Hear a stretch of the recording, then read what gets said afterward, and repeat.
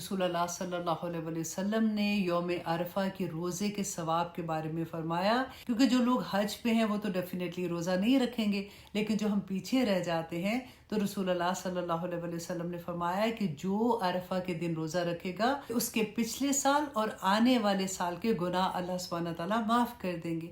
लेकिन यहाँ पे एक चीज़ गौर कीजिएगा कि सगीरा गुनाह की बात हो रही है। कबीरा गुनाह जो है वो अल्लाह सुब्हानहू तआला तभी माफ़ करते हैं जब इंसान तौबा करता है। और एक और बात भी गौर कीजिएगा कि अल्लाह सुब्हानहू तआला हमारे वो गुनाह माफ़ कर देंगे जो हमारे अल्लाह सुब्हानहू तआला की तरफ हैं। जैसे हमने इबादत में अगर कोई कमी कोताही की है, लेकिन बंदे का हक जब तक दूसरा बंदा माफ़ नहीं करेगा अल्लाह सुब्हानहू तआला माफ़ नहीं करते। हमें पूरी कोशिश करनी चाहिए कि अगर हमने इंसानों के साथ कोई गुनाह का काम किया है, अगर हमने उनकी हक तलफी की है, तो ज़िंदगी में उनसे माफ़ी मांग लें ताकि अल्लाह सुब्हानहू तआला के सामने सुरखरू हो जाए। आमीन।